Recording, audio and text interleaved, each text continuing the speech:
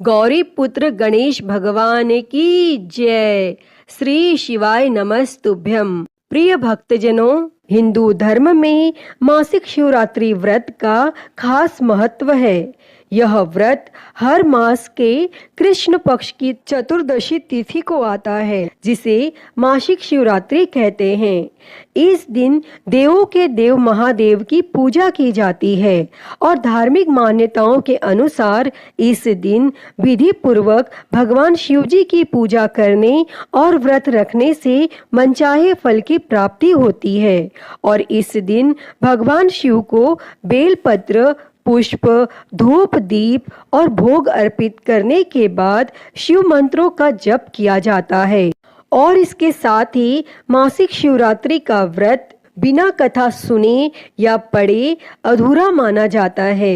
इस दिन कथा पढ़ना या सुनना बेहद शुभ माना जाता है और कथा पढ़ने और सुनने के बाद ही व्रत का पूर्ण फल प्राप्त होता है। इससे भगवान भोलेनाथ अत्यंत प्रसन्न होते हैं। तो भक्तजनों, आज हम इस वीडियो में मासिक शिवरात्रि की व्रत कथा को सुनेंगे। तो आप सभी भक्तजन पूरी श्रद्धा से, ध्यान पूर्वक और प्रसन्न चित्त मन से भगवान भोलेनाथ के श्री कमल चरणों का ध्यान करते हुए इस कथा को सुनिए। तो सभी प्रेम से बोलिए, श्री उमापति महादेव की जय, सर्व देवी देवता की जय। धार्मिक पौराणिक कथा के अनुसार चित्रभानु नामक एक शिकारी था। वह जानवरों की हत्या करके अपने परिवार को पालता था। वह एक साहूकार का कर्जदार था, लेकिन साहूकार का ऋण समय पर न चुका सका। इसीलिए क्रोधित होकर साहूकार ने शिकारी को शिव मठ में बंदी बना लिया। संयोग से उस दिन शिवरात्रि थी और शिकारी ध्यान मग्न होकर शिव संबंधी धार्मिक बातें सुनता रहा और चतुर्दशी को उसने शिवरात्रि व्रत की कथा भी सुनी। फिर शाम होते ही साहूकार ने उसे अपने पास बुलाया और ऋण चुकाने के विषय में बात की। तब शिकारी अगले दिन सारा ऋण लौटा देने का वचन देकर बंधन से छूट गया और अपनी दिनचर्या की भांति वह जंगल में शिकार के लिए निकला। लेकिन दिन भर बंदी गृह में रहने के कारण भूख प्यास से व्याकुल था। शिकार खोजता हुआ वह बहुत दूर निकल गया और जब अंधकार हो गया तो उसने विचार किया कि रात जंगल में ही बितानी पड़ेगी और वह वन के एक तालाब के किनारे एक बेल के पेड़ पर चढ़कर रात बिताने का इंतजार करने लगा। और उस बिल्व वृक्ष के नीचे शिवलिंग था जो बिल्व पत्रों से ढका हुआ था। तब शिकारी को उसका पता नहीं चला और वह पड़ाव बनाते समय उसने जो टहनियां तोड़ी वे संयोग से शिवलिंग पर गिरती चली गईं और इस प्रकार दिन भर भूखे प्यासे शिकारी का व्रत भी हो गया और शिवलिंग पर बिल्व पत्र भी चढ़ गए। और एक प्रहर रात्रि बीत जाने पर एक गर्भिणी हिरणी तालाब पर पानी पीने पहुंची। तब शिकारी ने धनुष पर तीर चढ़ाकर ज्यों ही प्रत्यंचा खींची।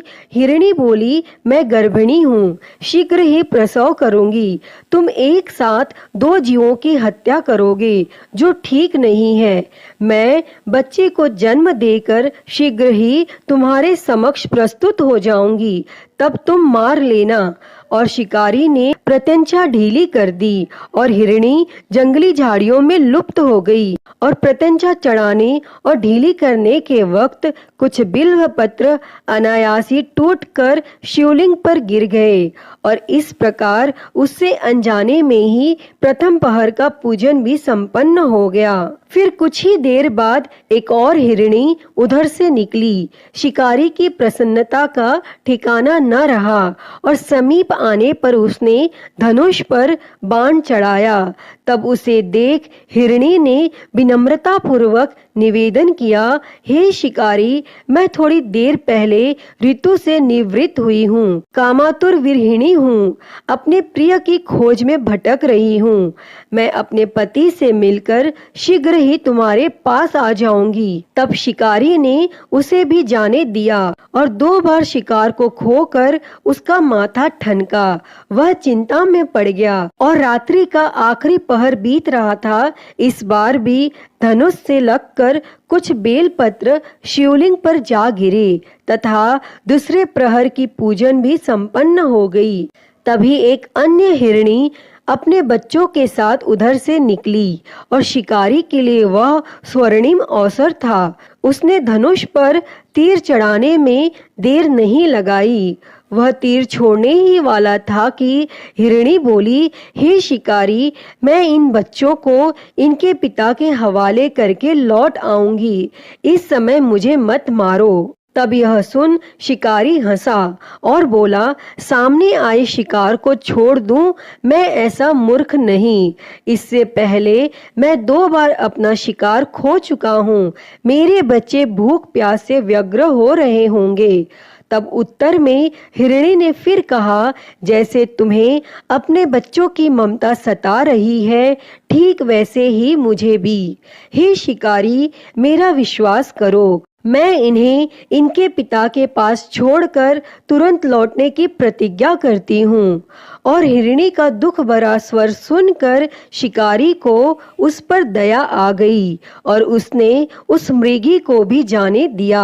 और शिकार के अभाव में तथा भूख प्यास से व्याकुल शिकारी अनजाने में ही बेल वृक्ष पर बैठा बेलपत्र तोड़ तोड़ कर नीचे फेंकता जा रहा था। और पौ फटने हुई तो एक हष्ट पुष्ट मृग उसी रास्ते पर आया। तब शिकारी ने सोच लिया कि इसका शिकार वह अवश्य करेगा।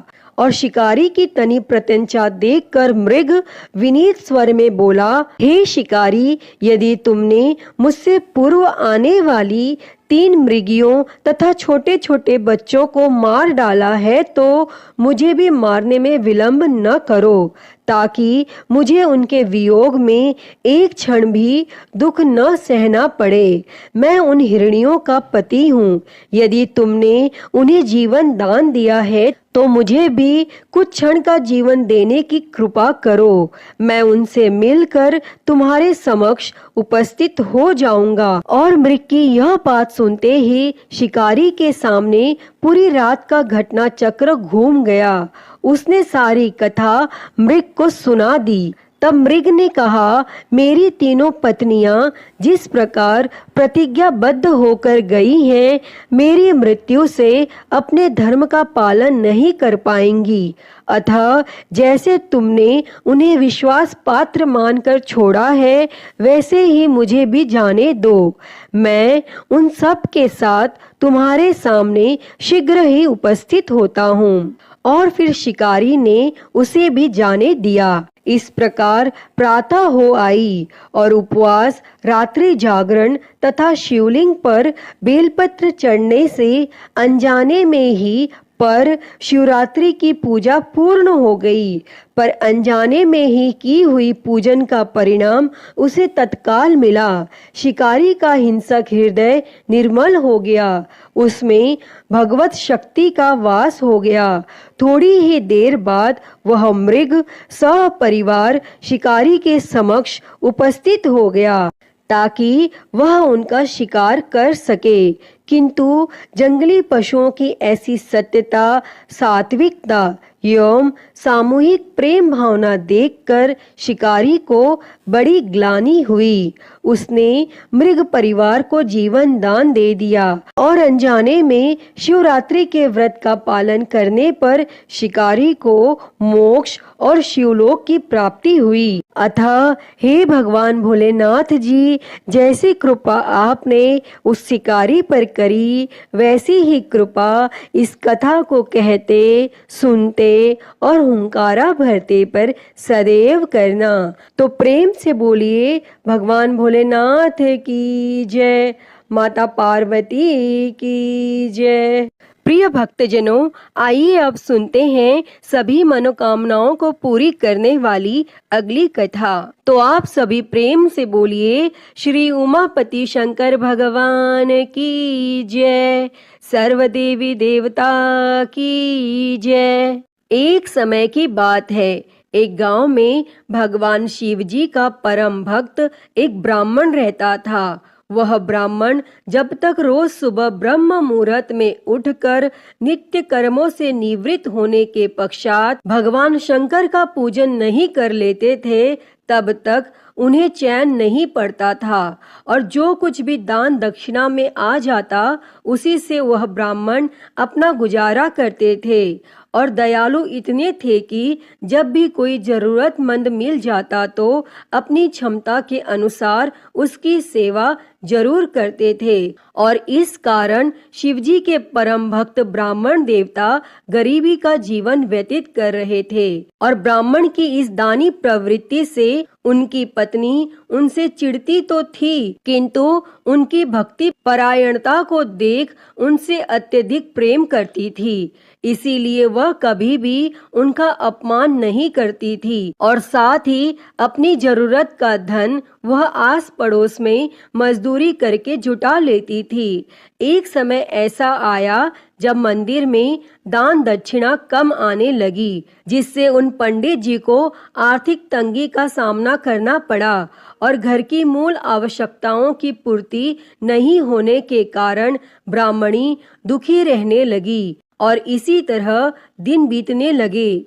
एक दिन महाशिवरात्रि का दिन आया और उस दिन भी पंडित जी हमेशा की तरह ब्रह्म मुहूर्त में उठकर नित्य कर्मों से निवृत्त होने के लिए नदी की ओर चल दिए। संयोग से उस समय उस राह से पार्वती जी और शिव जी गुजर रहे थे। तब अचानक से पार्वती जी की नजर उस ब्राह्मण पर पड़ी और आज पंडित जी महाशिवरात्रि को लेकर इतने उत्साहित नहीं थे जितने कि अक्सर हुआ करते थे। और तब पार्वती जी को बात समझते देर नहीं लगी और उन्होंने भगवान शिव जी से कहा, हे भगवान, यह ब्राह्मण देवता प्रतिदिन आपकी उपासना करते हैं, फिर भी आपको इसकी चिंता नहीं है। और पार्वती जी की बात सुनकर शिवजी बोले, देवी, अपने भक्तों की चिंता मैं नहीं करूँगा तो कौन करेगा। तब पार्वती जी बोली,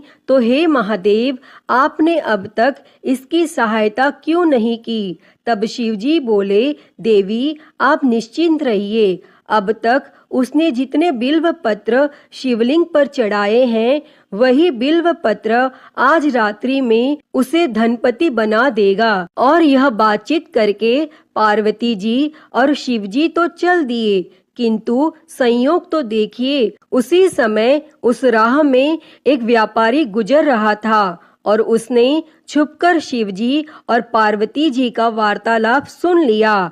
तब व्यापारी ने अपना दिमाग चलाया, अगर बिल्व पत्र से ब्राह्मण धनपति हो सकता है तो फिर मैं क्यों नहीं हो सकता। और यही सोच वह ब्राह्मण के घर पहुंच गया और ब्राह्मण से बोला, पंडित जी, आपने अब तक जितने भी बिल्व पत्र शिव पूजन में चढ़ाए हैं वह सब मुझे दे दीजिए और बदले में मैं आपको 100 स्वर्ण मुद्राएं दूंगा। तब पंडित जी ने अपनी पत्नी से पूछा तो वह बोली, पुण्य का दान ठीक तो नहीं है, किंतु अगर आपका मन करे तो दे दीजिए और हमें धन की जरूरत है, इसीलिए दे दीजिए। और तब पंडित जी ने सारे बिल्व पत्र बोरे में भरकर सेठ जी को दे दिए और बिल्व पत्रों का बोरा लेकर सेठ जी पहुंच गए मंदिर और शिवलिंग पर चढ़ाकर देखने लगे कि कब शिवजी कृपा करेंगे और कब वह और धनपति बन जाएगा।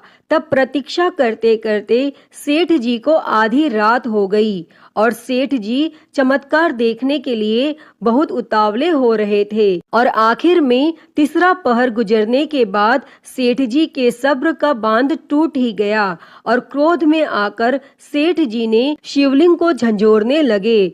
फिर अचानक ही चमत्कार हुआ और सेठ जी के हाथ शिवलिंग से ही चिपके रह गए। तब उन्होंने बहुत प्रयास किया किंतु हाथ हिले तक नहीं। थक हार कर सेठ जी शिव जी से क्षमा याचना करने लगे तो शिव जी बोले, हे लोभी सेठ, जिस ब्राह्मण से तूने यह बिल्व पत्र खरीदे हैं उसे 1000 स्वर्ण मुद्राएं दे, तब जाकर तेरे हाथ छूटेंगे। और प्रातः काल जब पंडित जी पूजन के लिए आए तो उन्होंने देखा कि सेठ जी के हाथ शिवलिंग से चिपके हुए हैं और सेठ जी रो रहे हैं। तब उन्होंने पूछा तो सेठ बोला, पंडित जी, शीघ्रता से मेरे बेटे को 1000 स्वर्ण मुद्राएं लेकर मंदिर आने को कहिए। तब पंडित जी ने सेठ के बेटे को बुलाया और सेठ ने वह स्वर्ण मुद्राएं ब्राह्मण को दिलवा दी। तब जाकर सेठ के हाथ शिवलिंग से छूटे और यह देखकर पार्वती जी शिवजी से पूछती हैं, हे नाथ, आपने अब तक अपने भक्त को कोई धन नहीं दिया। तब शिवजी बोले, देवी, मेरे पास कहाँ धन है जो मैं दूंगा, किंतु मेरा भक्त अब गरीब नहीं है, यह तुम स्वयं देख लो। और 1000 स्वर्ण मुद्राएं मिलने के बाद ब्राह्मण और ब्राह्मणी सुखी से अपना जीवन यापन करने लगे। अतः हे भगवान शिव जी, हे माता पार्वती, जैसी कृपा आपने उस ब्राह्मण पर की, ऐसी ही कृपा इस कथा को कहते, सुनते और हुंकारा भरते सभी पर करना। तो सभी प्रेम से बोलिए, शंकर पार्वती भगवान की जय। प्रिय भक्तजनों, आइए सुनते हैं श्री उमापति महादेव जी की आरती। तो सभी प्रेम से बोलिए, हर हर महादेव। जय शिव ओमकारा, हो भोले भज शिव ओमकारा। ब्रह्मा विष्णु सदा शिव, भोले भोलेनाथ महाशिव। अर्धांगी धारा, ओम हर हर हर महादेव। एकानन चतुरानन पंचानन राजे, हो भोले पंचानन राजे। हंसासन गरुड़ासन, हंसासन गरुड़ासन। वृषवाहन साजे, ओम हर हर हर महादेव। दो भुज चार चतुर भुज, 10 भुज अति सोहे, हो भोले 10 भुज अति सोहे। तीनों रूप निरखता, भोले जी का रूप निरखता। त्रिभुवन जन मोहे, ओम हर हर हर महादेव। अक्षमाला बनमाला मुंडमाला धारी, भोले मुंडमाला धारी। चंदन मृग मद सोहे, चंदन मृग मद सोहे। भोले शुभकारी, ओम हर हर हर महादेव। श्वेतांबर पीतांबर बाघांबर अंगे, ओ भोले बाघांबर अंगे। सनकादिक ब्रह्मादिक, सनकादिक ब्रह्मादिक। भूतादिक संगे, ओम हर हर हर महादेव। कर के मध्य कमंडल चक्र त्रिशूल धरता, हो भोले चक्र त्रिशूल धरता।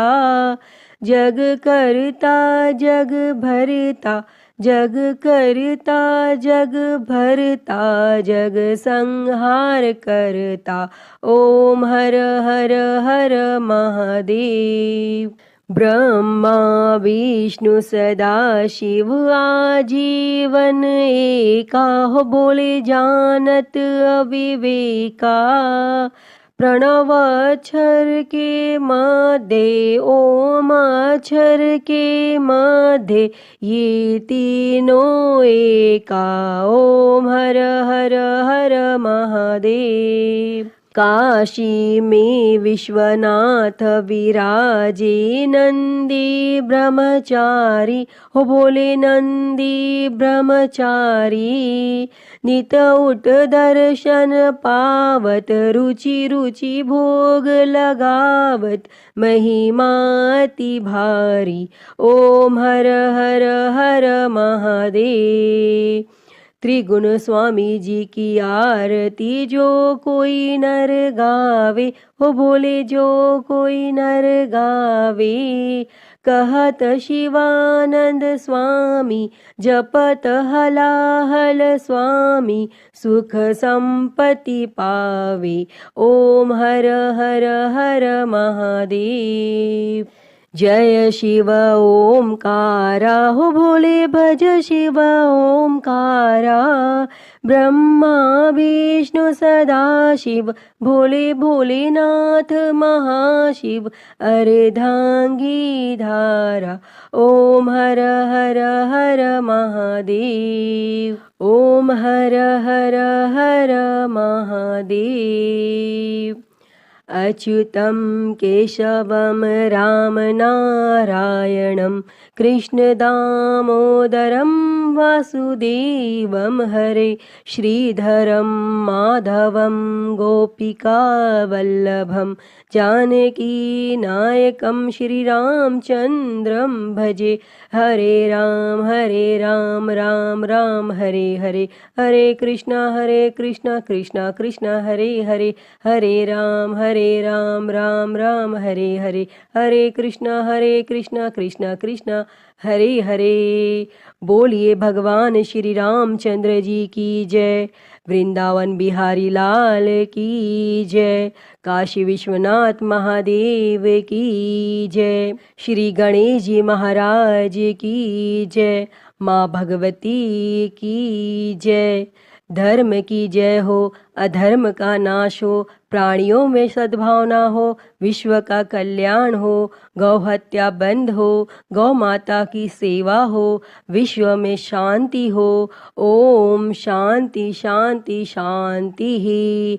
ओम नमः शिवाय, नमो नीलकंठाय, ओम नमः पार्वती पते, हर हर महादेव, हर हर महादेव, हर हर महादेव हर।